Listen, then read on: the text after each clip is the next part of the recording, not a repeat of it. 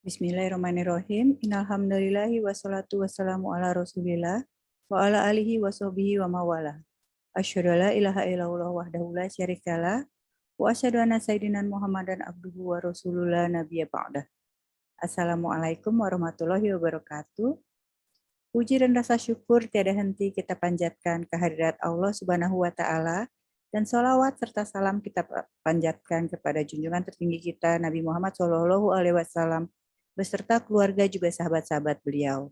Di mana di hari yang penuh berkah ini kita dapat kembali berkumpul secara online untuk mengikuti kajian Al-Kalam bersama Bapak Kiai Haji Dr. Ali Nurdin MA untuk mentadaburi surat Al-Baqarah ayat 196 sampai 199, yaitu tafsir ayat haji. Saya Rima Wirasakti mengundang rekan-rekan sekalian, apabila ada pertanyaan yang hendak diajukan kepada Pak Ali, silahkan dituliskan melalui chat dan sesi tanya jawab akan kami adakan di bagian akhir kajian ini. Baik, kami persilakan Pak Ali Nurdin untuk memulai kajian. Waktu dan tempat kami persilakan. Bismillahirrahmanirrahim. Assalamualaikum warahmatullahi wabarakatuh. Alhamdulillah, assalatu wassalamu ala rasulillah wa ala alihi wa sahbihi wa mawalah, la hawla wa la quwata illa billah. Allahumma faqihna fid din wa 'allimna ta'wil, amma ba'd. Bapak Ibu sekalian, alhamdulillah, untuk lebih berkahnya kaji kita sore ini, mari kita mengawali bersama dengan membaca basmalah. Bismillahirrahmanirrahim. Baik, kita akan lanjutkan. Alhamdulillah kita sudah sampai di ayat 196 surah Al-Baqarah ya. Ayat 196 surah Al-Baqarah setelah kurang lebih 4 tahun ya. 4 tahun kita dapat 196 ayat ya Al-Baqarah dan masih di juz yang kedua. Ya, disyukuri saja lah alhamdulillah. Karena yang penting kita isi dengan kebaikan-kebaikan. Baik, a'udzubillahi minasyaitonirrajim wa atimul hajja wal umrata lillah fa in uhsirtum famastaysara minal hadi wa la tahliku ru'usakum hatta yablughal hadyu mahillah. A'udzubillahi minasyaitonirrajim. Dan sempurnakanlah ibadah haji dan umrah karena Allah. Tetapi jika kamu terkepung oleh musuh, maka sembelihlah hadyu yang mudah didapat dan jangan kamu mencukur kepalamu sebelum hadyu sampai di tempat penyembelihannya. Jika ada di antara kamu yang sakit atau ada gangguan di kepalanya lalu dia bercukur, maka dia wajib berfidyah, yaitu berpuasa, bersedekah atau berkurban. Apabila kamu dalam keadaan aman, maka barang siapa mengerjakan umrah sebelum haji, dia wajib menyembelih hadyu yang mudah didapat. Tetapi jika dia tidak mendapatkannya, maka dia wajib berpuasa 3 hari dalam musim haji dan 7 hari setelah kamu kembali. Itu seluruhnya 10 hari. Demikian itu bagi orang yang keluarganya tidak ada atau tinggal di sekitar Masjidil Haram. Bertakwalah kepada Allah dan ketahuilah bahwa Allah sangat keras. Iya, agak panjang ya Pak. Ya, silakan. Mungkin sambil ngopi lah, karena kepanjangan ini ayatnya. Sampun Pak, sampun. Baik.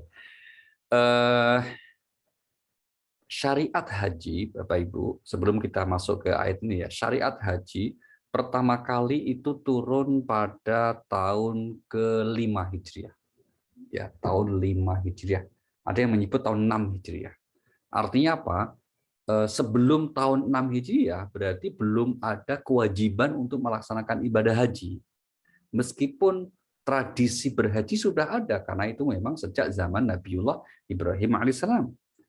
Mari kita lihat misalnya perintah untuk berhaji yang Allah perintahkan pertama kali di masa zaman Nabiullah Ibrahim alaihissalam.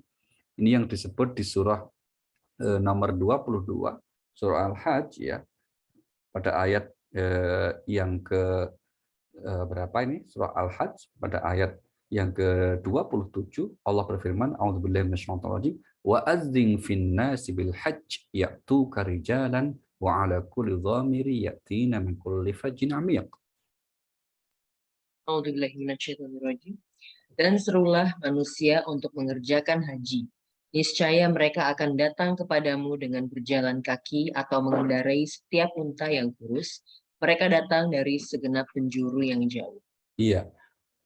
ketika turun perintah pertama kali ini, kemudian Nabiullah Ibrahim alaihissalam menjawab, ya Allah, mungkinkah suaraku akan terdengar seluruh manusia?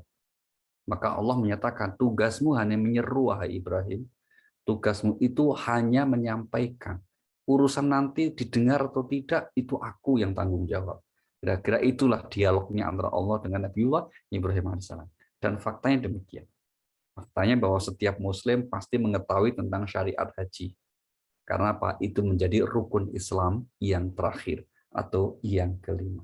Itu yang pertama, yang ingin kita garis bawahi. Kemudian yang kedua, yang juga menarik dari ayat ini, perintah haji itu menggunakan redaksi ungkapan sempurnakan, bukan lakukan. Ya, Allah tidak memerintahkan lakukan haji, enggak.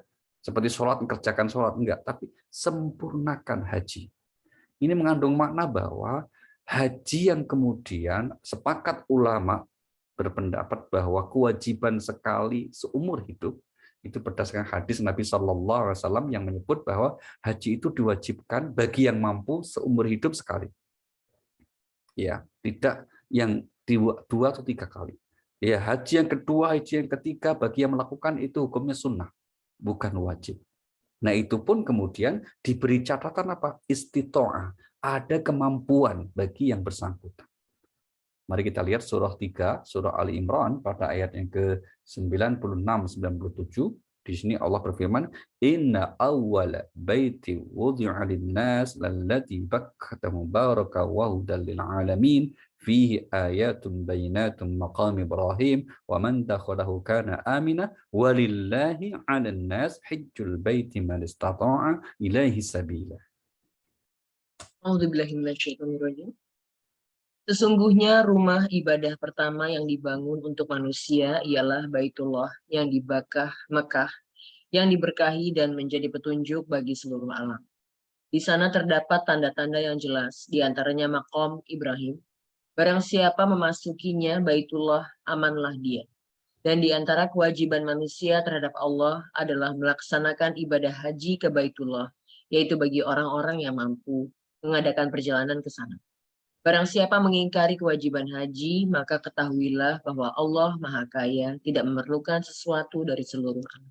Iya, ini menarik ayat ini. Ketika Allah menyatakan barang siapa yang mengingkari, karena mungkin takut miskin kan biayanya cukup gede ya, maka Allah mengatakan nggak mungkin orang itu menjadi jatuh miskin gara-gara untuk naik haji. Nggak mungkin. Karena apa? Allah Maha Kaya.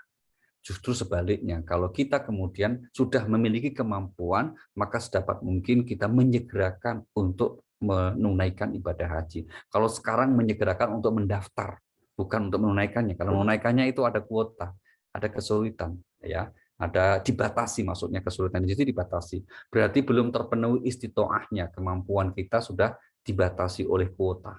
Nah, itu sudah gugur kewajiban kita kalau kita sudah meniatkan dan sudah mendaftarkan karena ada kemampuan. Oke, baik. Kemudian berikutnya di ayat ini, Bapak Ibu, yang penting kita garis bawahi adalah tentang jenis salah satu haji yang kemudian disebut di ayat ini namanya haji tamattu. Ya, haji tamattu itu artinya kita melaksanakan ibadah haji dengan terlebih dahulu melakukan ibadah umroh. Ya, seperti mayoritas orang Indonesia itu hajinya adalah haji tamattu. Tamattu itu dari kata bersenang-senang ya. Artinya ada unsur di situ, ada unsur misalnya setelah kita datang ke Mekah, terus ibadah umroh, selesai umroh kita nunggu untuk wukuf, nunggu untuk haji, itu kan kita bebas melepas pakaian kita. Nah, karena ada satu lagi jenis haji di mana kita itu membersamai atau membarengkan antara umroh haji. Begitu sampai langsung kemudian kita mengenakan pakaian ihram untuk umroh, dan itu nggak dilepas-lepas sampai nanti wukuf. Nah, itu berat. Karena apa? Jaraknya cukup kadang-kala lama. Ya, ada sampai misalnya kita biasanya ditutup itu 10 hari sebelum puncak haji. Nah, bayangkan 10 hari dia mengenakan ihram terus, itu kan masalah. Berlaku larangan terus, nggak boleh pakai apa namanya wewangian atau parfum, tidak boleh mencukur rambut, memotong kuku, berlaku semua ketentuan ihram. Nah, kalau itu dilakukan kan sebagian orang sangat berat. Ini berbeda dengan dulu, karena dia dulu tidak dibatasi. Maka seandainya dia akan memulai niat umrohnya itu tanggal 7, tanggal 8, enggak masalah. Tapi sekarang menjadi masalah. Kenapa? Batas waktu untuk kita bisa masuk ke Saudi Arabia di musim haji itu adalah rata-rata paling lambat 7 hari. Sudah close itu penerbangan. Nah, maka kemudian di ayat ini kita diberikan kemudahan oleh Allah Subhanahu wa taala, yaitu dengan haji tamattu. Tamattu bukan tangi mangan turu. Nah, jangan lupa ini. Karena ada yang mengartikan tamattu itu artinya tamattu, tangi mangan turu. Bukan itu ya. Tapi haji yang kemudian umroh didahulukan, sehingga kemudian konsekuensinya apa? Kita membayar dam. Ya, membayar dam itu bukan hanya karena kita melanggar larangan haji, ya, tapi juga termasuk kalau kita mengikuti dan memilih jenis haji tamattu seperti di ayat ini. Seperti di ayat ini, maka kemudian kita membayar dam. Pertanyaannya, kenapa kok bayar dam? Nah, itu ya. Nah, kalau enggak bayar dam apa boleh? Boleh saja. Tapi tadi harus puasa 3 hari ketika di Mekah, 7 hari setelah kembali ke tanah air. Berarti pas 10 hari itu bagi yang tidak membayar dam. Tapi umumnya kita lebih memilih membayar dam. Ya, kenapa membayar dam? Ini adalah simbol sosial. Dan agama kita tidak terpisah dari itu. Seperti hanya puasa. Puasa itu kalau kita nggak mampu kan membayar fidyah. Simbol sosial. Mari kita baca ayatnya. Surah nomor 2 ayat 184. Ayyaman 184 ya. Ayyaman ma'dudat. Di ayat itu. فَمَنْ كَانَ مَرِيضًا أَوْ عَلَى سَفَرٍ فَعِدَّةٌ مِنْ أَيَّامٍ أُخَرَ وَعَلَى الَّذِينَ يُطِيقُونَهُ فِدْيَةٌ طَعَامُ مِسْكِينٍ. A'udzubillahi minasyaitonirrajim. Yaitu beberapa hari tertentu.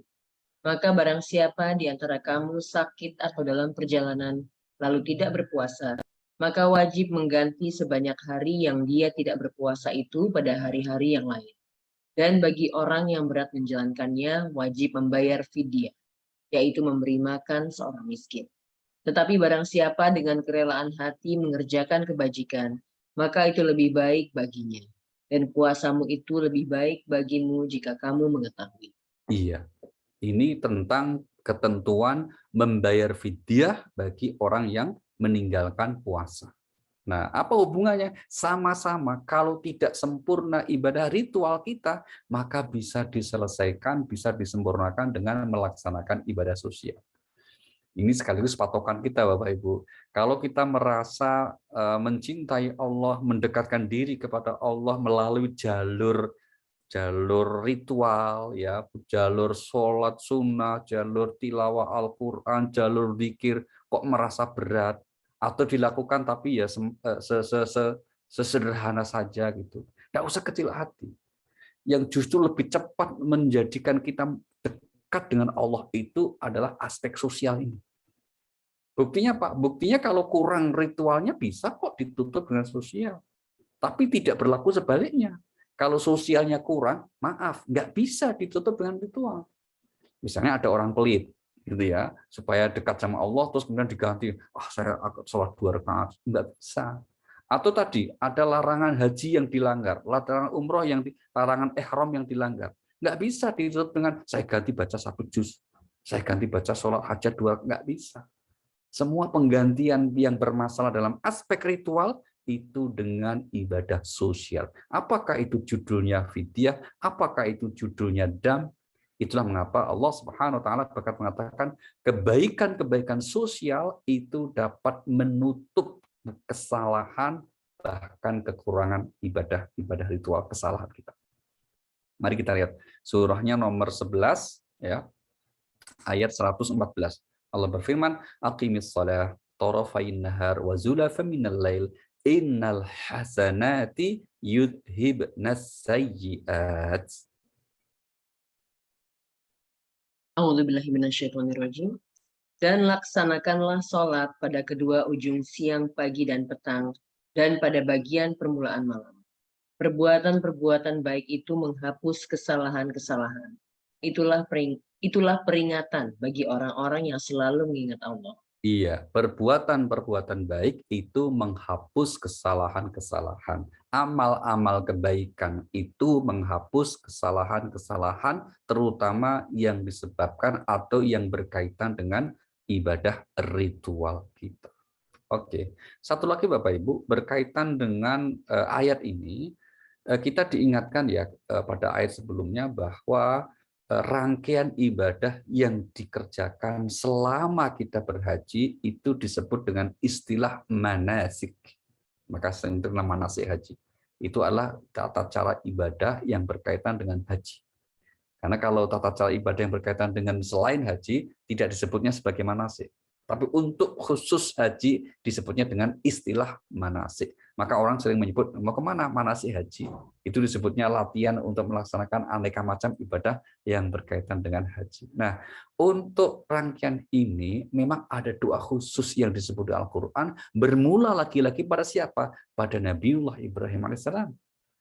Kita lihat surah nomor 2 Al-Baqarah ayat 128 di mana Allah menjelaskan tentang Nabiullah Ibrahim yang berdoa yang saat itu membangun meninggikan Ka'bah bersama putranya Ismail ya. Maka kemudian beliau berdoa apa? Rabbana arina manasikana wa tub alaina innaka antat tawwabur rahim. A'udzubillahi minasyaitonirrajim. Ya Tuhan kami, jadikanlah kami orang yang berserah diri kepadamu, dan anak cucu kami juga umat yang berserah diri kepadamu. Dan tunjukkanlah kepada kami cara-cara melakukan ibadah haji kami, dan terimalah taubat kami.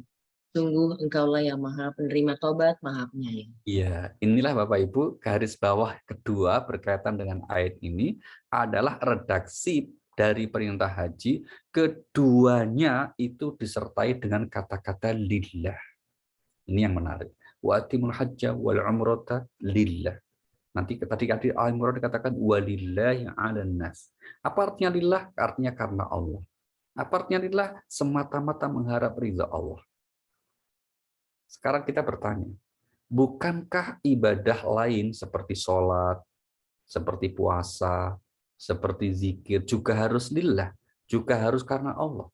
Betul, harus untuk diterimanya.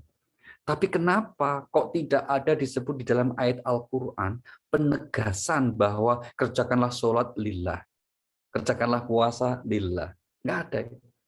Wa aqimus sholata lillah, nggak ada ayat-ayat itu. Kutiba alaikumus syiyam lillah.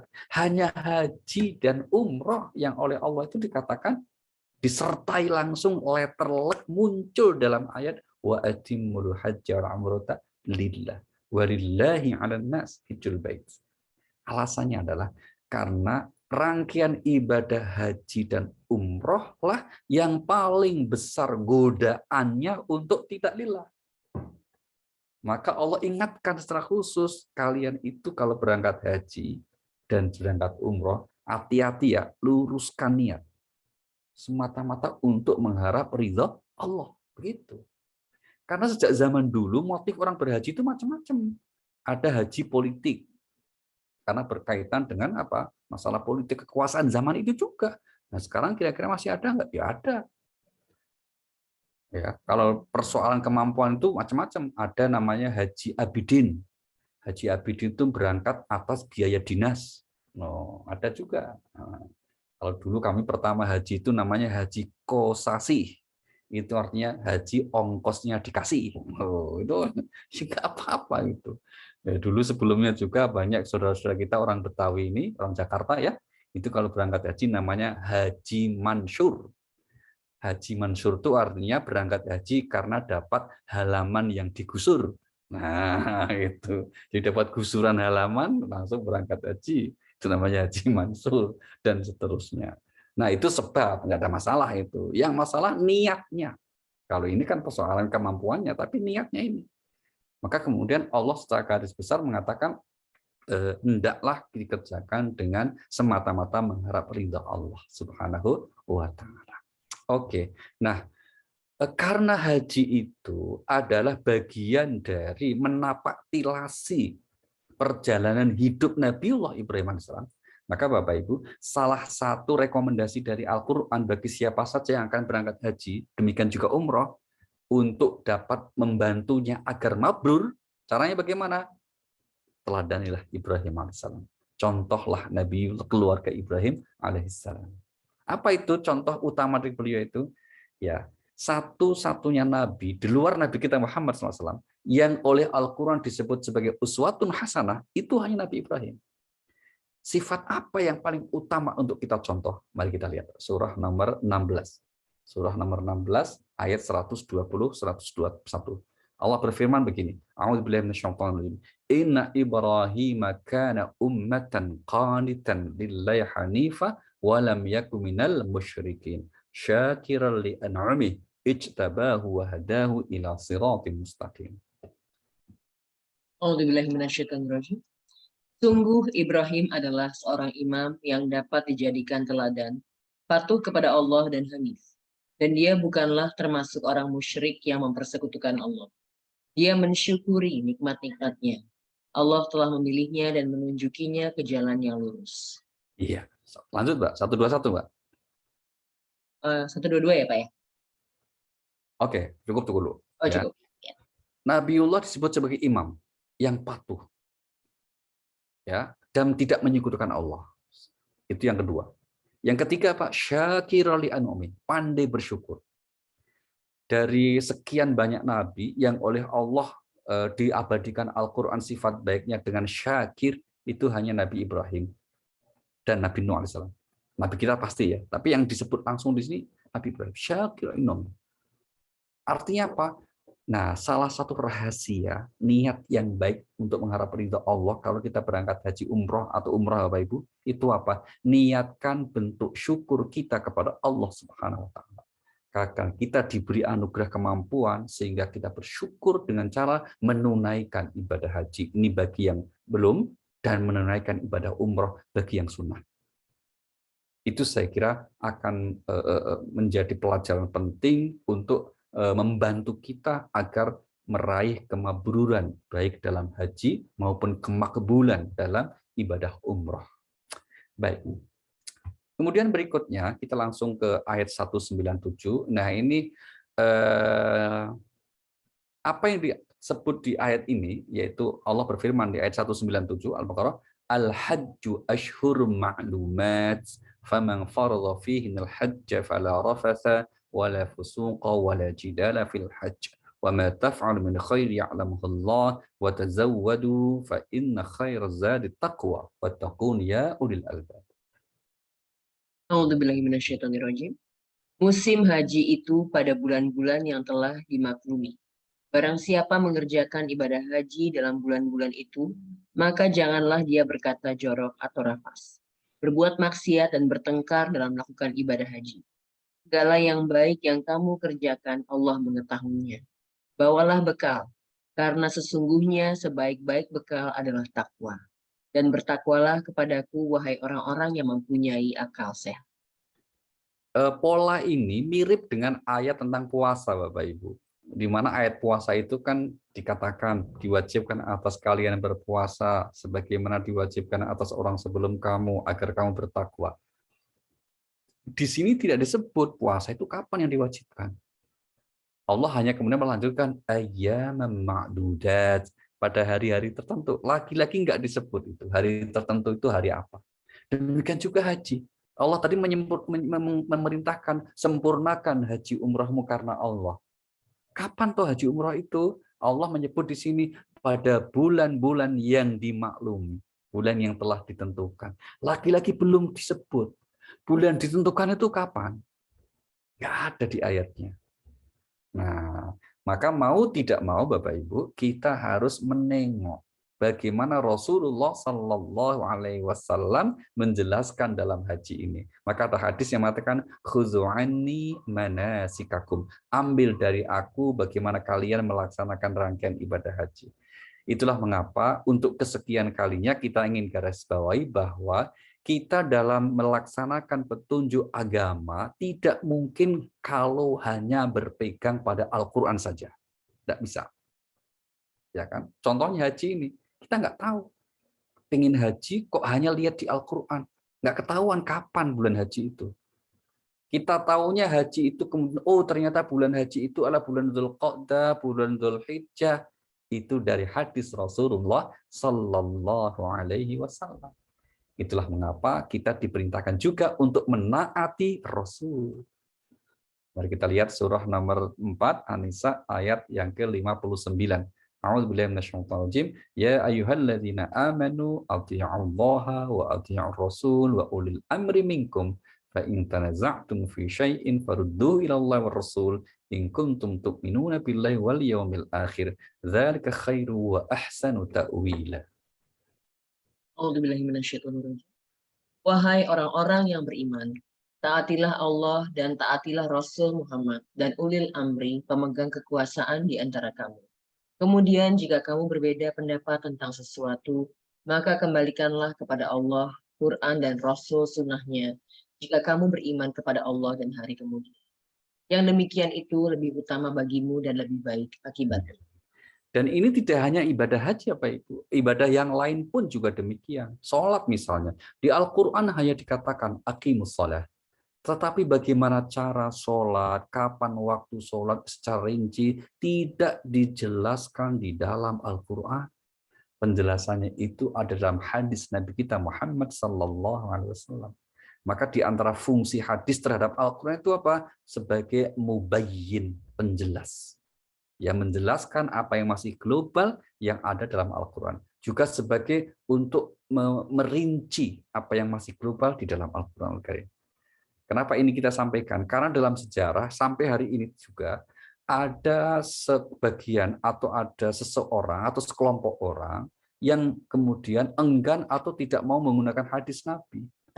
Mereka berpatokan, kita beragama Islam itu Quran aja, ngapain hadis-hadis? Hadis itu Nabi yang dhaif dan seterusnya begitu. Sampai hari ini masih ada yang seperti itu. Nah, kita tidak bisa. Kita harus kemudian kalau benar kita berpegang kepada petunjuk Al-Quran, Al-Quran memerintahkan bahwa kita harus menaati Rasul, itu berarti mengikuti hadis Nabi kita Muhammad SAW. Bahwa ada hadis-hadis yang dhaif, iya. Maka kalau kita tahu dari para ahli, dari para ulama bahwa ini hadis dhaif, ya jangan dipakai, ya jangan digunakan. Yang hadis yang sahih saja nggak kurang-kurang dalam hal ini kan, kecuali kalau untuk hadis yang nilai kualitasnya diperselisihkan, ya kita tidak perlu saling menyalahkan. Karena ada kualitas hadis yang diperselisihkan. Ada ulama mengatakan ini dhaif, ada ulama lain mengatakan enggak dhaif kok, itu hasan kok. Ada yang mengatakan bahkan oh ini sahih. Nah, atas perbedaan seperti itu kita saling bertoleransi. Karena itu salah satu sebab kenapa ada madhab-madhab yang berbeda, ada perbedaan pendapat ulama dalam kaitan ini, di antara sebabnya karena pemahaman terhadap derajat hadis, kualitas hadis yang terkadang berbeda. Oke, baik. Kita fokus ke ayat 192. Tadi katakan bahwa selama haji itu ada sekian larangan. Apa itu? Fala rafatha. Jangan rafat itu ngomong jorok. Jadi pas haji nggak boleh ngomong jorok. Wala fusuqa, ya, jangan berbuat fasik. Wala jidal, jangan bertengkar. Nah, itu memang kalau pengalaman Bapak Ibu, kenapa ini maksudnya pas haji ya, pas haji itu rangkaian di Masy'aril Haram. Yang dimaksud ayat ini pas rangkaian kita sedang di Masy'aril Haram dari tanggal 9 sampai tanggal 12 atau 13 Zulhijjah, yang 5 hari itu loh. Ya kan, kita wukuf, setelah wukuf terus kemudian mabit di Musdalifah, setelah Musdalifah terus kita pergi ke Mina untuk melontar sekaligus mabit di Mina. Itu aja. Haji itu sebetulnya aslinya cuma kurang lebih 5 hari aja kok. Loh kok kita 30 hari? Ya itu supaya bisa terangkut pesawatnya. Betul. Aslinya itu cuma 5 hari haji itu. Ya maka kenapa? Ya karena mobilisasi orang ke sana pulang perginya itu kan butuh pesawat, nggak mungkin langsung seketika. Maka kalau orang Saudi asli misalnya ya untuk haji ya kurang lebih ya 6-7 hari itu. Kalau yang Indonesia yang pakai super plus itu biasanya 10 hari. Itu haji orang Indonesia paling singkat dan paling mahal. Oh, paling singkat sekaligus paling mahal ya. Itu 10 hari. Tapi aslinya yang disebut rangkaian haji itu 5 hari tadi. Nah, selama rangkaian haji itu di mana kita mengenakan pakaian ihram, di mana kita belum bertahalul tsani, itu masih ada larangan ini yang mutlak. Pertanyaannya, kenapa kok selama haji nggak boleh? Apakah di luar haji boleh? Ya tentu saja tidak boleh. Ini sama dengan ketika puasa nggak boleh bohong, misalnya gitu ya. Nggak boleh melayani orang bertengkar. Maka Rasulullah Shallallahu Alaihi Wasallam ketika kemudian ada orang yang mengajak bertengkar atau mengajak adu argumentasi padahal beliau puasa, beliau katakan apa? Maaf, saya sedang puasa. Enggak diladeni. Tapi bukan berarti setelah puasa itu ya boleh bertengkar, enggak juga. Maksudnya itu ketika kita sedang ibadah, berlatihlah sungguh-sungguh gitu loh. Untuk apa? Untuk kemudian supaya maksimal hasilnya. Jangan bilang pas kemudian misalnya apa ada orang berantem, maaf saya sedang puasa, tunggu setelah buka. Oh, bukan gitu ya toh. Atau kemudian tunggu setelah tahallul. Jangan begitu kalau haji ya. Kenapa? Hakikatnya dalam kita menjalankan pesan agama, Bapak Ibu, tidak boleh dipisahkan antara aspek keyakinan kita, aspek ritual kita, dan aspek sosial kita. Larangan untuk reves, ngomong jorok, larangan untuk berdebat, bertengkar, itu hakikatnya berkaitan dengan hablum minan nas. Maka beragama itu nggak bisa dipisah itu. Mari kita lihat surah nomor 14 ayat 24-25. Allah berfirman, A'udzubillahi minasyaitonir rajim. Alam tara kaifa daraballahu mathalan kalimatan thayyibah ka syajaratin thayyibah asluha sabit wa far'uha fis sama' tu'ti ukulaha kulla hinin bi'izni rabbiha. A'udzubillahi minasyaitonirrajim. Tidakkah kamu memperhatikan bagaimana Allah telah membuat perumpamaan kalimat yang baik seperti pohon yang baik, akarnya kuat dan cabangnya menjulang ke langit. Pohon itu menghasilkan buahnya pada setiap waktu dengan seizin Tuhannya. Dan Allah membuat perumpamaan itu untuk manusia agar mereka selalu ingat. Iya, ini perumpamaan kalimat thayyibah, kalimat la ilaha illallah Muhammadur Rasulullah itu seperti sebuah pohon yang baik. Akarnya kuat, itu tanda keimanannya. Pohon itu menjulang tinggi, itu tanda dari ibadah-ibadah ritualnya. Dan berbuah di setiap musim atas izin Tuhan, itu maksudnya adalah akhlaknya yang mulia. Aspek sosialnya yang bagus.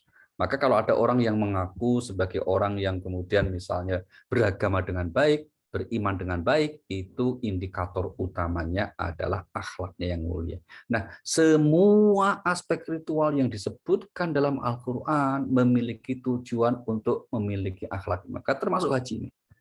Maka ketika haji kita dilatih jangan bertengkar, ya, harus jaga diri, harus menguatkan kesabaran.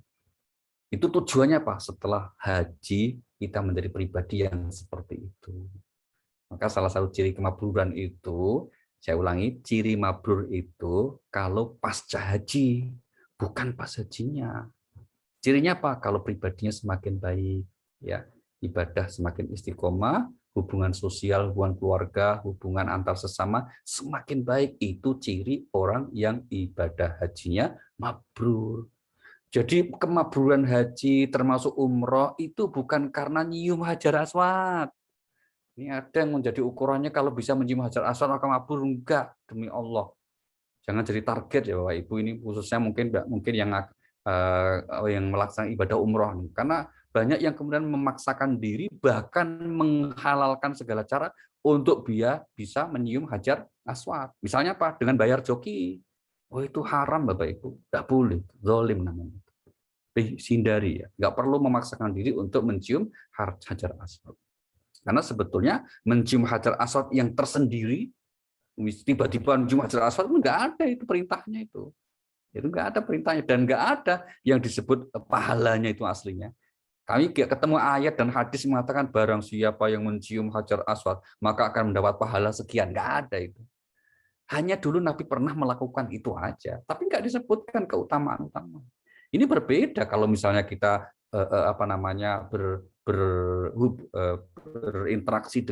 berinteraksi dengan suami atau istri yang baik, ya toh? Itu kan jelas ada pahalanya. Maka daripada kemudian kita memaksakan menghalalkan segala cara mencium hajar aswad, ya udah mencium suami anggap aja cium hajar aswad, itu insya Allah berpahala malah, ya kan gitu. Tapi ya kalau kita maksudnya apa? Kalau pas umrohnya bareng suami, kalau enggak ya jangan, nanti malah punya orang, enggak boleh, gitu ya. Baik, itu poinnya Bapak Ibu tentang ayat 197. Nah, satu hal yang juga menarik. Allah menegaskan dalam ayat ini tentang kalau orang mau berangkat haji juga umroh, bawalah bekal. Nah, Tapi bekal yang dimaksud itu bukan dolar, bukan real, ya, apalagi rendang, bukan. Tapi bekal yang sebenarnya adalah takwa. Karena jamaah haji Indonesia itu apa ya, unik-unik gitu. Bahwa bekal itu bekalnya rendang, terus kemudian kacang teri, wah dipenuhi. Ya itu dulu lah. Sekarang insya Allah enggak lah. Karena apa? Alhamdulillah semakin hari itu pelayanan meskipun haji reguler pemerintah itu sudah lebih baik ya. Karena memang seharusnya mahal sekali. Jadi sekedar informasi Bapak Ibu, haji Indonesia itu jamaahnya itu aslinya bayar 90 jutaan. Kemudian kok jamaahnya cuma bayar 36, 39, kemarin 40-an, itu karena disubsidi hasil dari pengembangan dana abadi haji yang diendapkan itu. Oke, itu lain kali informasinya ya. Nah, bekal yang terbaik apa? Takwa. Bekal terbaik itu takwa. Apa yang dimaksud takwa? Kita ambil satu contoh saja ayat yang menjelaskan tentang takwa ini. Surah nomor 2 ayat 177. Allah berfirman, A'udzubillahi minasyaitonir rajim, laisal birra an tuwallu wujuhakum qibala al-masyriq wal maghrib, walakinnal birra man amana billahi wal yawmil akhir wal malaikah wal kitab wan nabi wa atal mala ala hubbihi dawil qurba wal yatama wal masakina wa ibnas sabil. Oke. A'udzubillahi minasyaitonir rajim. Kebajikan itu bukanlah menghadapkan wajahmu ke arah timur dan ke barat. Tetapi kebajikan itu ialah kebajikan orang yang beriman kepada Allah, hari akhir, malaikat-malaikat, kitab-kitab, dan nabi-nabi, dan memberikan harta yang dicintainya kepada kerabat, anak yatim, orang-orang miskin, orang-orang yang dalam perjalanan atau musafir, peminta-minta, dan untuk memerdekakan hamba sahaya yang melaksanakan sholat dan juga menunaikan zakat, orang-orang yang menepati janji apabila berjanji, dan orang yang sabar dalam kemelaratan, penderitaan, dan pada masa peperangan. Mereka itulah orang-orang yang benar, dan mereka itulah orang-orang yang bertakwa. Iya, mereka itulah orang yang bertakwa. Yang kalau kita ringkas, ayat ini menyebut orang bertakwa itu orang yang istiqomah dalam akidahnya, keimanannya, juga ibadahnya, dan mulia dalam akhlaknya. Nah, hal itulah yang seharusnya kita jadikan bekal ya untuk berangkat menunaikan ibadah haji. Supaya apa? Supaya haji kita diberikan kemudahan oleh Allah menjadi haji yang mabrur. Oke. Kita lanjutkan sekarang ayat 198. Ayat 198. Masih tentang seputar ayat tentang haji. A'udzubillahi minasyaitonir rajim. Allah kemudian berfirman, "Laisa 'alaikum junahun an tabtahu fadlan min rabbikum, fa idza afadtum min 'arafatin fadhkurullaha 'indal masy'aril haram." A'udzubillahi minasyaitonir rajim. Bukanlah suatu dosa bagimu mencari karunia dari Tuhanmu, maka apabila kamu bertolak dari Arafah, berzikirlah kepada Allah di Masyaril Haram, dan berzikirlah kepadanya sebagaimana Dia telah memberi petunjuk kepadamu, sekalipun sebelumnya kamu benar-benar termasuk orang yang tidak tahu. Iya. Ayat ini menggunakan redaksi tidak ada dosanya atau dibolehkan kamu untuk mencari karunia Allah ketika musim haji. Artinya apa ini Bapak Ibu? Artinya adalah bagi yang kemudian berangkat haji dan pada saat yang sama dia melakukan aktivitas-aktivitas untuk mencari karunia Allah. Misalnya ada yang zaman dulu berangkat haji sambil berdagang. Gitu. Itu tidak dosa. Ayat ini menggunakan kata-kata tidak ada dosa. Ini menunjukkan apa? Sebelum turun ayat ini, ada sementara orang yang beranggapan bahwa kalau haji itu nggak boleh disambi-sambi. Termasuk untuk berbisnis, nggak boleh. Harus murni ibadah. Nah, maka Allah kemudian, kenapa? Itu memberatkan. Karena sebagian orang yang kemudian melayani untuk keperluan haji, itu kan harus jual beli. Bayangkan itu kalau di zaman itu ya, kalau zaman sekarang mungkin berbeda konteks. Zaman itu orang kan belum ada sistem perputaran barang yang canggih gitu. Yang ada apa? Orang yang jual beli itu memang awalnya juga niat haji. Kalau itu dianggap dosa, nanti nggak ada yang jual, sementara jamaah haji berkebutuhan banyak, masalah. Nah, disinilah hikmahnya kenapa Allah membolehkan ya, tidak ada dosa artinya dibolehkan ya. Redaksi kalau dikatakan tidak berdosa, tidak dosa itu berarti dibolehkan, tidak haram ya untuk mencari nafkah ketika melaksanakan ibadah haji. Tapi tetap saja yang menjadi prioritas nawaitunya, niatnya adalah untuk menunaikan ibadah haji. Maka kemudian lanjutan ayatnya dikatakan apa? Dan apabila kamu bertolak dari Masy'aril Haram, Masy'aril Haram itu mana? Maksudnya adalah Arafah dan Muzdalifah untuk menuju Mina itu. Hendaklah kalian menyebut-nyebut nama Allah. Maka baca talbiyah. Disunahkan sebanyak baca talbiyah. Labbaik Allahumma labbaik. Labbaik la syarika laka labbaik. Innal hamda wa ni'mata laka wal mulk la syarika lak. Kira-kira gitu ya, talbiyahnya itu. Kenapa Allah tegaskan secara khusus? Karena hajinya di zaman jahiliyah, orang itu tidak berzikir talbiyah. Tapi yang disebut-sebut itu selama prosesi haji itu justru adalah membangga-banggakan nenek moyangnya. Ini kan haji dari zaman dulu Bapak Ibu, itu kan semacam muktamar, bertemunya sekian banyak suku bangsa, kelompok orang. Zaman jahiliyah juga begitu, mereka bertemu. Nah, ketemu dalam haji itu bukannya kemudian berzikir Allah, tapi malah membanggakan.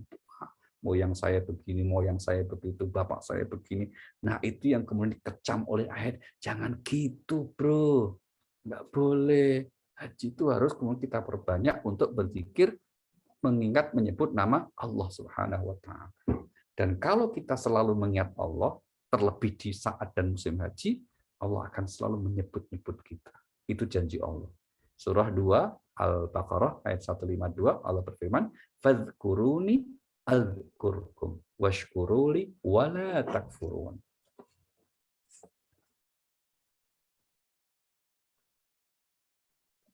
A'udzubillahi minasyaitonirrajim. Maka ingatlah kepadaku, aku pun akan ingat kepadamu. Bersyukurlah kepadaku dan janganlah kamu ingkar kepadaku. Iya, ya, ingatlah kepadaku, sungguh pasti aku ingat kepadamu. Ini satu penegasan yang luar biasa Bapak Ibu. Jadi ketika kita selalu mengingat Allah, maka sebetulnya Allah pasti mengingat kita. Ya, ungkapan ayat ini tidak berjeda. Misalnya Allah tidak mengatakan ingatlah kepadaku, kemudian aku akan mengingat kamu. Enggak ada kemudian, enggak ada kata kemudian. Yang ada pasti aku mengingat kamu. Niscaya seketika aku akan ingat kamu. Jadi kapan kita tahu bahwa Allah mengingat kita? Jawabannya ketika kita selalu mengingat Allah. Ya, itu berdasarkan ayat ini. Maka apalagi bagi sementara saudara kita yang sedang menunaikan ibadah haji. Oke. Ayat terakhir, ayat 199. A'udzubillahi minasyaitonir rajim. Tsumma afidhu min haitsu afadhan nas wastaghfirullah innallaha ghafurur rahim. A'udzubillahi minasyaitonirrajim. Kemudian bertolaklah kamu dari tempat orang banyak bertolak Arafah dan mohon ampunlah kepada Allah. Sungguh Allah Maha Pengampun, Maha Penyayang. Nah, ini juga kalau kita tidak lihat asbabun nuzulnya Bapak Ibu, nggak kelihatan apa makna dari ayat ini. Kemudian bertolaklah kalian dari tempat umumnya kaum muslim dalam haji bertolak, yaitu Arafah. Maksudnya apa ini? Jadi lagi-lagi ada kebiasaan di zaman jahiliyah ketika mereka berhaji, ya, itu mereka itu karena untuk menunjukkan kesombongannya, untuk menunjukkan privilege keistimewaannya. Mereka itu tidak mau nyampur dengan umumnya manusia yang lain. Yang dianggap, oh itu bukan kelasnya, enggak level. Maka mereka berangkat dari tempat yang berbeda. Sebagai untuk menunjukkan siapa kami. Itu. Nah, kesombongan karena kesukuan inilah yang kemudian ingin dikoreksi dari ayat ini. Kalau benar kamu itu haji karena Allah lillahi ta'ala, mestinya kalian haji itu kalau untuk selesai wukuf di Arafah, ya berangkatnya untuk melanjutkan itu ya dari Arafah itu yang disebut Masy'aril Haram. Bukan dari tempat masing-masing. Nah, gitu ya. Sehingga kemudian ayat ini ingin mengkritik kok ada loh orang yang kemudian beribadah masih ada kesombongan. Dan sampai sekarang masih ada orang yang sombong karena faktor ibadah, atau yang orang yang sudah beribadah tapi masih harus Ya. sombong, itu banyak. Allah pesannya apa? Nah, gitu. Jangan menganggap dirimu hebat, jangan menganggap dirimu suci. Kita lihat ya pesan Allah di surah nomor 53 ayatnya yang ke-32. Allah berfirman, A'udzubillahi minasyaitonir rajim, alladzina yastanibuna kaba'iral itsmi wal fawahisha illal lamam inna rabbaka wasi'ul maghfirah. Huwa a'lamu bikum id ansya'akumul ard wa id antum ajinnatun fi butuni ummahatikum fala tuzakku anfusakum huwa a'lamu biman ittaqa. A'udzubillahi minasyaitonirrajim. Yaitu mereka yang menjauhi dosa-dosa besar dan perbuatan keji, kecuali kesalahan-kesalahan kecil. Sungguh Tuhanmu maha luas ampunannya. Dia mengetahui tentang kamu sejak dia menjadikan kamu dari tanah, lalu ketika kamu masih janin dalam perut ibumu. Maka janganlah kamu menganggap dirimu suci. Dia mengetahui tentang orang yang bertakwa. Iya, jangan menganggap dirimu suci, karena dialah Allah yang tahu siapa di antara kita yang bertakwa. Nah, hikmah terpenting dari ayat-ayat haji ini Bapak Ibu sebetulnya adalah sebuah prinsip equality, persamaan manusia di hadapan keagungan Allah Subhanahu wa taala. Itu maksudnya. Maka siapapun ya, itu diajarkan untuk bersikap rendah hati. Jangan ada bawa embel-embel. Maka kenapa pakaian ihram itu semua sama ya? Untuk laki-laki tak berjahit, itu tujuannya itu seperti itu. Ya, tujuannya agar kita merasakan bahwa kita itu bagaimanapun ya seorang hamba gitu. Meskipun mungkin kalau dia sedang menjabat, apakah seorang kepala negara dari beberapa negara sahabat di Saudi ya, itu mereka mendapatkan keistimewaan sebagai tamu negara, tapi prinsipnya sebetulnya harusnya setiap orang menyadari bahwa dia di hadapan Allah itu sama. Yang membedakan kelak di sisi Allah adalah karena ketakwaannya. Kita lihat surah 49 ayat yang ke-13. Allah Subhanahu wa taala berfirman, A'udzubillahi minasyaitonir rajim, ya ayyuhan nas inna khalaqnakum min dzakari wa untha wa ja'alnakum syu'uban wa qabaila lita'arafu inna akramakum 'indallahi atqakum innallaha 'alimun khabir. A'udzubillahi minasyaitonirrajim. Wahai manusia, sungguh kami telah menciptakan kamu dari seorang laki-laki dan seorang perempuan. Kemudian kami jadikan kamu berbangsa-bangsa dan bersuku-suku agar kamu saling mengenal. Sungguh yang paling mulia di antara kamu di sisi Allah ialah orang yang paling bertakwa. Sungguh Allah Maha Mengetahui, Maha Teliti. Iya, sungguh yang paling mulia di sisi Allah atau bagi Allah di antara kalian adalah orang-orang yang bertakwa. Dan sungguh yang paling mengerti siapa di antara kita yang paling bertakwa adalah Allah Subhanahu wa taala. Maka jangan ada yang merasa diri sebagai orang yang paling bertakwa atau lebih takwa dibandingkan yang lain. Tidak boleh. Itu namanya kesombongan spiritual. Sombongan yang disebabkan oleh faktor agama. Yang ada apa? Kita serahkan kepada Allah. Yang ada apa? Tetap berendah hati di hadapan keagungan Allah Subhanahu wa taala. Itu yang paling penting dari rangkaian ibadah haji ya. Untuk apa? Untuk menyadari bahwa kita ini bagaimanapun hakikatnya seorang hamba. Dan begitulah kelak kita nanti semuanya akan sowan, akan datang di hadirat Allah ya, di mahsyar semuanya sebagai seorang hamba. Tidak ada embel-embel apapun. Sana tidak ada lagi ulama, tidak ada lagi ustadz, apalagi presiden, pemimpin, tidak ada. Semuanya datang sebagai seorang hamba. Juga tidak ada yang datang menjadi seorang asisten Tuhan. Nah, misalnya terus kan di dunia ada orang yang seringkali itu berlebihan, melampaui batas, seakan-akan menjadi asistennya Tuhan, memastikan amal orang diterima, amal orang ditolak. Tidak boleh. Karena kelak di akhirat setiap orang akan datang sebagai status seorang hamba. Kita lihat surah nomor 19. Ya, surah nomor 19 itu adalah surah Maryam pada ayat yang ke-91. Allah Subhanahu wa taala 91 menyatakan tentang bagaimana keadaan kelak orang manusia di bawah di akhirat ya. Di ayat yang 93 sampai 95. Allah berfirman di sini, In kullu man fis samawati wal ardi illa atir rahmani abada. Laqad ahsahum wa 'addahum 'adda wa kulluhum atihi yaumal qiyamati farda. A'udzubillahi minasyaitonirrajim. Tidak ada seorang pun di langit dan di bumi melainkan akan datang kepada Allah yang Maha Pengasih sebagai seorang hamba. Iya. Ya Allah benar-benar telah menentukan jumlah mereka dan menghitung mereka dengan hitungan yang teliti. Dan setiap orang dari mereka akan datang kepada Allah sendiri-sendiri pada hari kiamat. Sendiri-sendiri pada hari kiamat. Catat Bapak Ibu, semua seperti haji akan datang sendiri-sendiri. Kalau haji masih mending ya, mungkin kita ada teman satu rombongan, ada mutawif yang membimbing. Tapi kelak di hadapan Allah, semua datang sendiri-sendiri untuk mempertanggungjawabkan amal kita masing-masing. Nah, setelah mempertanggungjawabkan amal, mudah-mudahan kita semua jadi orang yang beruntung, orang yang baik, baru kemudian dibersamakan lagi, dikumpulkan lagi bersama rombongan kita.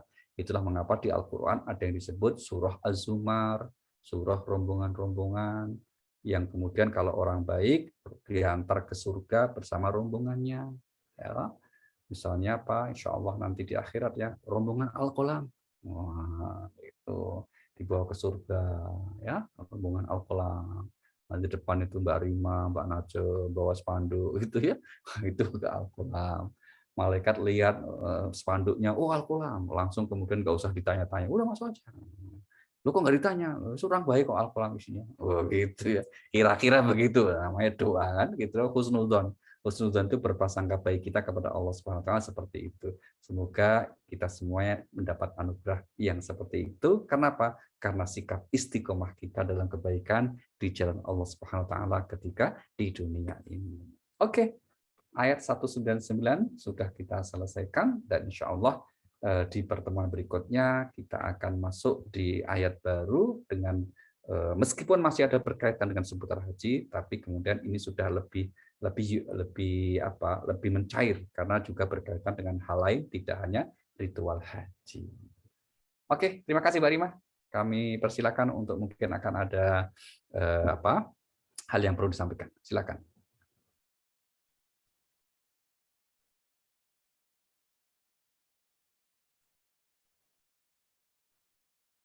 Oke, baik, terima kasih Pak Ali. Untuk teman-teman yang ingin bertanya, silahkan ditulis di chat, nanti akan saya bacakan.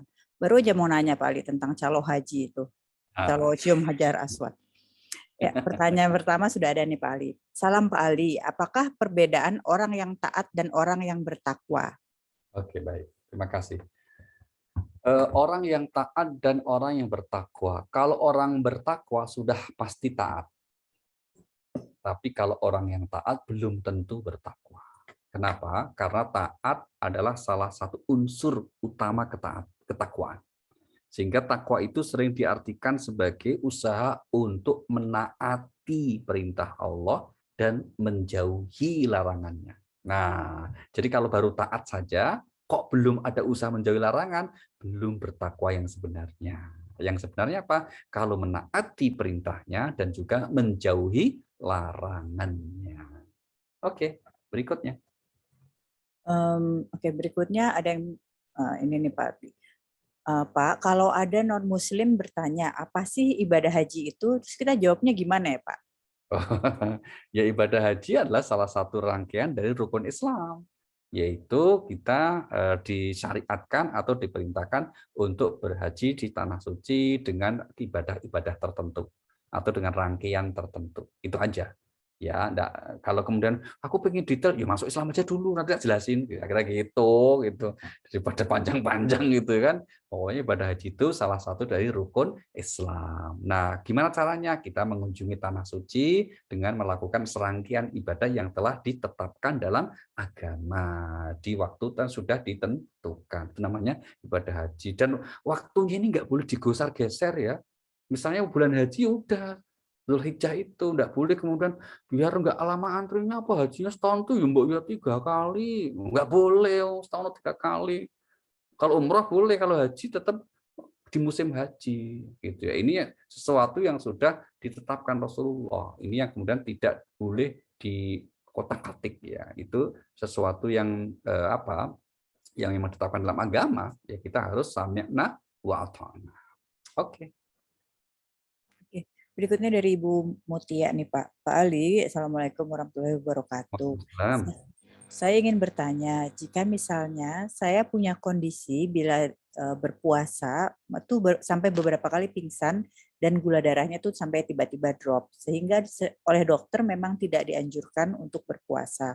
Itu gimana ya Pak Ali? Tapi Pak Mutia ini selalu bayar fidyah. Mohon arahannya. Baik. Kita lihat Mbak Naja ayatnya, mungkin tadi sudah, tapi nggak apa-apa dibaca lagi. Surah 2 ayat 184. Surah 2, 184. Allah berfirman, ayyaman ma'dudat, faman ta'ajjala fi ayyaman ma'dudat, faman kana minkum maridan aw 'ala safarin fa'iddatun min ayyamin ukhar, wa 'ala alladhina yutiqunahu fidyatun ta'amu miskin. A'udzubillahi minasyaitonirrajim. Yaitu beberapa hari tertentu. Maka barang siapa di antara kamu sakit atau dalam perjalanan lalu tidak berpuasa, maka wajib mengganti sebanyak hari yang dia tidak berpuasa itu pada hari-hari yang lain. Dan bagi orang yang berat menjalankannya, wajib membayar fidyah, yaitu memberi makan seorang miskin. Tapi barang siapa dengan kerelaan hati mengerjakan kebajikan, maka itu lebih baik baginya. Dan puasamu itu lebih baik bagimu jika kamu mengetahui. Iya, kalimat yang ini kita garis bawahi berkaitan dengan pertanyaan ini dari Mbak Mutia adalah bagi yang berat mengerjakannya. Berat itu apa? Berat itu apalagi kalau sudah ada kesimpulan dan saran dari dokter mengatakan, oh jangan puasa dulu karena makin berbahaya buat kesehatan, makin drop. Bisa juga karena usia, karena sepuh. Bisa juga karena uzur yang berat. Maka sekali lagi memang ketentuannya kalau mampu kita membayar fidyah. Jadi kalau yang selama ini sudah dilakukan dengan membayar fidyah, ya sudah, itu benar. Sesuai dengan ketentuan agama, khususnya berdasarkan penjelasan dari surah Al-Baqarah ayat 184. Nah, bagaimana kalau sudah betul-betul sehat, Pak? Suatu saat misalnya kita ternyata ketika puasa nggak apa-apa, kita tetap sehat, nggak drop, nggak pingsan gitu ya, ya itu berarti kita dianjurkan apa? Posisi kita bukan berat, tapi karena sakit. Nah, kalau sakit kemungkinan sembuh. Nah, kita lain waktu mungkin suatu saat kita bisa niat untuk nantinya membayar puasa. Itu ya. Jadi pilihannya sangat kondisional sesuai dengan kondisi badan kita dan kita perlu selalu berkonsultasi ke dokter untuk membantu kita mengambil keputusannya. Begitu. Oke. Berikutnya bagaimana? Berikutnya dari Ibu Tingka Adiati. Assalamualaikum Pak Ali. Izin bertanya, di luar haji dan umroh, apakah keutamaan ziarah ke Masjidil Al-Aqsa jika dikaitkan dengan ziarah 3 masjid, Masjidil Haram dan Masjid Nabawi? Terima kasih. Iya, baik. Ada 2 hadis ya yang bisa kita pegang tuh, Mbak Tingka. Yang pertama, hadis Rasulullah Shallallahu Alaihi Wasallam yang menyatakan bahwa di antara masjid yang boleh atau yang seharusnya menjadi prioritas kita kunjungi adalah Masjidil Haram, Masjidil Nabawi, ya, dan juga Masjidil Aqsa. Ya, tidak boleh sampai mengerjakan musafir kecuali dengan mengunjung ketika masjid itu. Itu hadisnya yang pertama itu. Tapi sekali lagi ini bukan berarti membatasi hanya di tempat masjid itu kita boleh musafir ya, bukan. Karena ada ulama atau ustadz yang berpendapat begitu. Kita boleh bepergian jauh itu hanya ke 3 tempat itu. Jadi ke tempat-tempat lain, misalnya ke London, ke Amerika, itu nggak boleh katanya, begitu ya. Ini ya pendapat agak aneh ya, aneh kesimpulan yang saya kira gitu. Kemudian itu jadi memang itu salah satu yang dianjurkan untuk dikunjungi. Yang kedua ada hadis yang juga mengatakan di antara keutamaan kita ibadah di Masjidil Aqsa, ya itu ya, itu kalau di Masjidil Haram kan sama dengan nilainya itu seperti sholat yang 100.000 kali di masjid biasa. Itu kalau kita di Masjidil Haram. Kalau di Masjid Nabawi itu 1000 kali pahala keutamanya dibanding masjid biasa. Nah, kalau di Masjidil Aqsa kita mengerjakan ibadah sholat di dalam masjid itu atau dalam komplek itu 250 kali lebih bagus dibanding masjid biasa. Nah, tapi yang terpenting sebetulnya ya yang penting istiqomah dalam kebaikannya itu. Jangan sampai kemudian ini dianggap sebagai tabungan. Saya udah umroh, udah di Masjidil Haram itu kemarin itu berapa ya, 3 hari sekali-kali 5 kalikan 100.000, terus pulang nggak sholat misalnya gitu. Lo kok nggak sholat, masih punya tabungan. Oh, nanti habis berangkat lagi. Oh, itu namanya ngakali, itu bukan begitu caranya ya. Tapi intinya bahwa memang itu termasuk yang dianjurkan atau disunahkan bagi yang mampu dan ada kesempatannya serta terjamin keamanannya. Oke, makasih Mbak Tingka. Berikutnya dari Pak Ismail Akbar di Menteng, Pak Ali. Untuk izin bertanya, dapatkah seseorang berwasiat kepada orang dekatnya kelak dihajikan atau diwakilkan, dan bagaimana dalilnya, syarat-syaratnya bagi yang menerima wasiat tersebut? Ini kayaknya berhubungan dengan pertanyaan dari Pak Raizal Munir juga. Izin bertanya, untuk haji ba'dal, apakah dasarnya dari Al-Quran atau hadis tentang Baik. haji ba'dal? Terima kasih Pak Ismail dan juga Pak Rizal. Yang pertama, kalau wasiat itu, yang namanya wasiat itu kan pesan baik menjelang wafat atau sebelum wafat namanya. Nah, itu kalau memang punya kemampuan, wasiat itu baik.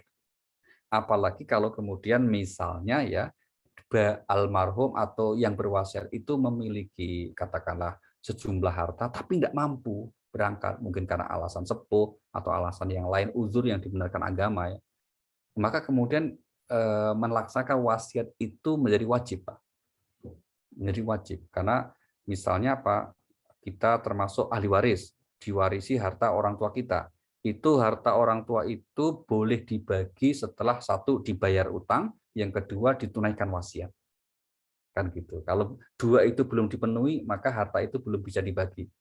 Tapi kata Al-Qur'an surah An-Nisa ayat yang ke-11 12 itu semuanya setelah baru clear ya, setelah ditunaikan wasiat dan juga bayar utangnya. Nah, maka kemudian bagi kita yang diwasiati, apakah kemudian pada akhirnya kita apa syaratnya? Ya syaratnya sebetulnya sama dengan orang haji biasa. Seperti hanya niat dalam hati kita, ini adalah haji yang menggantikan atau membadalkan orang tua kita. Jadi ketentuannya apa? Ketentuannya ya sebetulnya seluruh rangkaian ibadahnya sama persis dengan haji yang biasa. Tidak ada beda. Yang beda hanya niat dalam hati kita. Contohnya begini. Misalnya kami sudah berhaji, itu berarti kewajiban kami sudah. Nah, kami kemudian tahun 2000 itu 2003. 2010 berangkat lagi, nawaitu saya, niat kami membadalkan orang tua saya, bapak saya. Karena bapak saya sudah mendaftar haji, tapi kemudian saatnya mau berangkat beliau wafat. Nah, maka kemudian saya berniat nanti akan saya badalkan bapak saya. Nah, kenapa? Karena saya sudah berhaji untuk diri sendiri. Maka syarat untuk bisa menjadi badal haji itu harus sudah berhaji. Tidak bisa digabung itu. Aku mau berangkat untuk diri saya sendiri kewajiban sekaligus badal haji. Tidak bisa. Maka hati-hati dengan tawaran kalau ada orang yang ketemu di Mekah, siapapun orangnya, terus nawari gitu, Pak, mau badal enggak? Badal enggak? Itu hati-hati. Karena sebetulnya yang afdol itu, yang melaksanakan, menunaikan adalah anggota keluarga, dan kalau bisa dari tanah air. Sehingga kemudian diberikan kemampuan ya sesuai dengan kebiasaan orang yang berhaji. Namun kalau kita bertemu dengan orang yang amanah, ini masih ada hubungan keluarga atau pertemanan yang baik, kita yakin kok dia sudah berulang karena mungkin petugas, bisa saja kemudian tahun ini berangkat haji ya, iya saya kebetulan kalau mau saya bisa bantu untuk badal haji karena saya sudah kesekian kalinya. Itu boleh, ya boleh saja. Yang terpenting apa? Yang terpenting niat nawaitunya itu. Kalau tentang tata cara, syarat-syaratnya, semuanya sama persis dengan haji yang biasa. Oke, begitu Mbak. Untuk ini sendiri dari Al-Quran atau Oh, dasarnya? hadis. Dasarnya hadis. Bukan di Al-Quran. Al-Quran ayat hadis cuma ini aja. Ayat haji ini semua yang sedang kita tadaburi, nanti sambil berikutnya itu beberapa ayat lagi. Itu ayat tentang haji itu kurang lebih 20 ayat saja.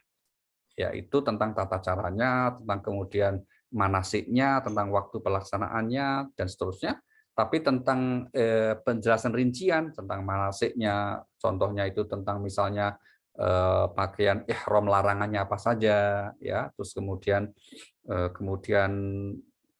melontar, kemudian tentang wukuf, rinciannya semuanya ada dalam hadis Nabi, termasuk ketentuan tentang badal haji itu berdasarkan hadis Nabi kita Muhammad Sallallahu Alaihi Wasallam. Ketika ada seorang anak yang kemudian bertanya kepada Rasulullah, ya Rasulullah, ibu saya itu sangat ingin berhaji, tapi sampai wafatnya beliau belum sampai berhaji. Bagaimana dengan Rasulullah? Nabi kemudian menanyakan, kamu udah haji belum? Oh, saya sudah. Nah, kalau kamu sudah haji, berangkatlah untuk haji bagi ibumu. Karena kalau itu menjadi sebuah ketentuan, utang dengan sesama aja dibayar, apalagi dengan Allah. Berangkat ya, bismillah. Nah, itu yang kemudian sebagai dalil untuk kita badal haji atau bolehnya badal haji. Oke. Berikutnya dari Ibu Liza Puspadewi. Assalamualaikum Pak Ali. Bagaimana menurut Bapak terhadap perbedaan beberapa travel penyelenggara haji yang pelaksanaan ritual haji, contohnya mabit di Musdalifah dan Mina, itu kan ada yang betul-betul bermalam dan ada yang bolak-balik saja dari hotel di sekitar Masjidil Haram, tapi hanya beberapa jam saja transit tengah malam di maktab masing-masing. Atau yang cuma di bus aja tuh Pak, kan ada juga tuh di Musdalifah. Iya, betul sekali. Bagaimana pandangan? Ya, kami menganggap semuanya ada dalilnya ya, Bu ya. Yang nginep ya ada dalilnya, yang cuma di bus untuk kemudian mengambil kerikil. Apa sih? Batu kecil itu apa ya, Mbak, bahasa Indonesianya? Bukan kerikil ya, Pak. Batu kecil aja. Batu kecil ya, untuk lontar itu loh, itu. Iya. Ya itu kan sekaligus mabit ya. Itu bagaimana termasuk yang semuanya ada argumen. Nah, ini salah satunya. Jadi kalau menurut kami semuanya insya Allah benar. Itu berdasarkan hadis Nabi Shallallahu Alaihi Wasallam dalam riwayat Bukhari. Ya, dalam riwayat Bukhari itu, maka Bapak Ibu yang sempat ikuti kajian Bukhari di setiap Jumat malam itu kita membahas tentang itu cukup banyak hadisnya ya. Jadi ketika Nabi haji itu kan diikuti sahabat itu sampai 100.000 sahabat yang ikut haji. Dan uniknya setiap beberapa sahabat itu nanya ke Rasulullah, ya Rasulullah tadi saya sudah menyembelih dulu sebelum sebelum cukur, sebelum tahallul. Bagaimana Rasulullah? Nabi katakan if'al haraj, kerjakan nggak apa-apa. Ya Rasulullah saya tadi sudah melakukan ini pada belum ini. Nabi katakan if'al haraj. Itu hitungannya sampai sekian puluh itu. Orang tata cara berhaji yang tidak sama dengan Rasulullah persis ya. Tapi Nabi katakan kerjakan nggak apa-apa. Berarti apa? Nabi sendiri memberi kelonggaran untuk memilih tata cara yang tentu yang maksudnya yang prinsip yang bertentangan ya. Kalau ada variasi berbeda nggak apa-apa. Ya, maka kami termasuk yang berpendapat menghormati atas setiap pilihan dari masing-masing travel. Dan kalau ada yang kemudian mengklaim diri sebagai yang paling sunnah, ini yang saya agak kurang nyaman dengan kata-kata itu.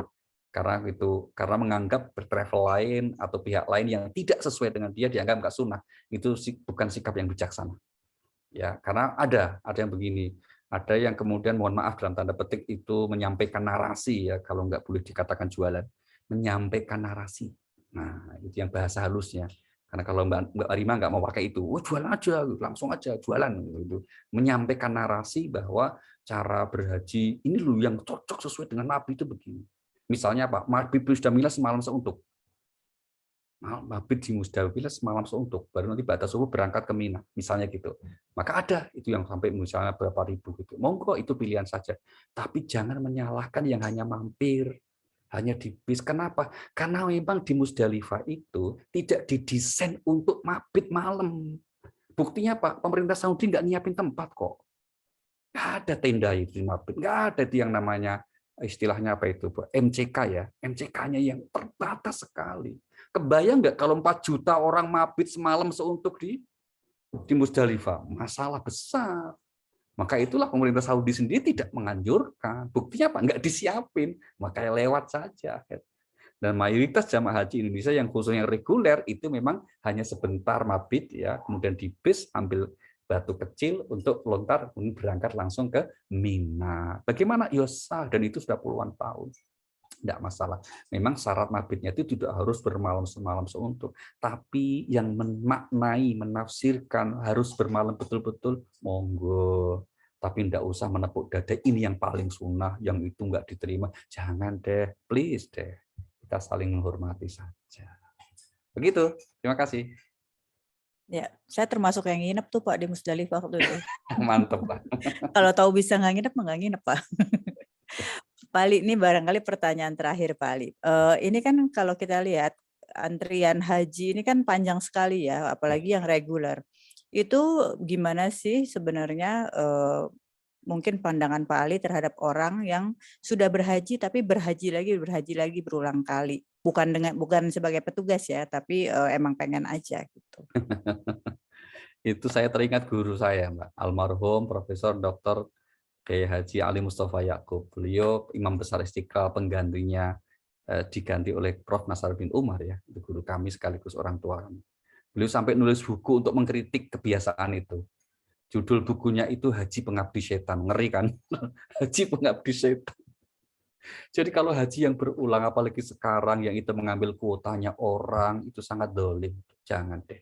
Kecuali sekali petugas ya, karena petugas memang harus pengalaman haji. Itu ketentuannya begitu. Ya, tapi jangan. Kalau bisa digunakan saja untuk yang lain. Ya, untuk yang lain. Oh, yang lain sudah ya. Udah bagus semua. Nah, untuk yang lain maka saya anjurkan lebih baik diperbanyak umroh saja, bukan hajinya. Karena kalau umroh itu nggak ada kuota dan itu waktunya cukup panjang, kita bisa pilih. Tapi kalau haji sekarang tempatnya terbatas, waktunya terbatas, dan kasihan orang untuk yang ingin menggugurkan kewajiban. Maka lebih baik kita mencukupkan diri untuk melaksanakan yang wajib, yang mungkin yang lebih banyak kita laksanakan dengan ibadah umrohnya. Ya. Oke, begitu Mbak. Terima kasih Pak Ali. Tapi saya ingat tuh Pak, waktu itu kan ingin haji lagi ya, diajak suami untuk kedua kalinya. Terus karena merasa bahwa kayaknya kemarin masih belum puas gitu. Terus Bapak bilang sama saya gitu kan, sampai kapanpun, berapa kali pun tidak akan puas gitu kan. Jadi itu yang pegangan saya sih Pak. Iya betul. Jadi Baik, jangan merasa, waduh nggak puas kemarin, nggak mabrur ya, berangkat lagi, nanti nggak mabrur lagi. Nah itulah was-was itu justru godaan setan ya Mbak. Iya, terima kasih Pak Ali. Barangkali bisa ditutup dengan Terima berdoa. kasih Bapak Ibu sekalian. Mari kita membaca doa dengan umul kita seperti yang selalu kita tegaskan bahwa doa ba'da ta'ah mustajab insyaallah ya. Hadir niat kita yang baik semuanya, khususnya juga termasuk untuk anggota keluarga kita, anak keturunan kita, semoga senantiasa dijaga oleh Allah Subhanahu wa taala. Ada hadiniya Al-Fatihah. A'udzubillahi minasyaitonir rajim. Bismillahirrahmanirrahim. Alhamdulillahirabbil alamin arrahmanirrahim maliki yaumiddin. Iyyaka na'budu wa iyyaka nasta'in. Ihdinas siratal mustaqim. Shiratal ladzina an'amta 'alaihim ghairil maghdubi 'alaihim waladdallin. Amin.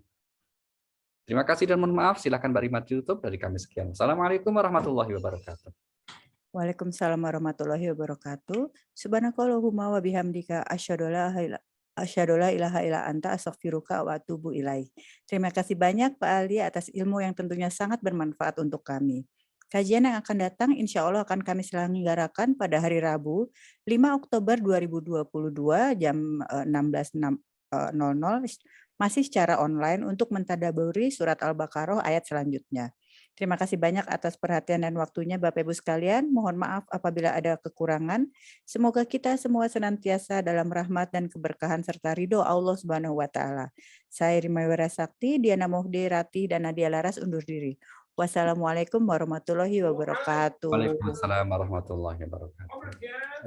Terima kasih Pak Ali. Waalaikumsalam. Terima kasih. Terima kasih Bapak Ibu. Terima kasih. Allah bertemu lagi. Selamat sore. Assalamualaikum. Selamat sore. Waalaikumsalam warahmatullahi wabarakatuh.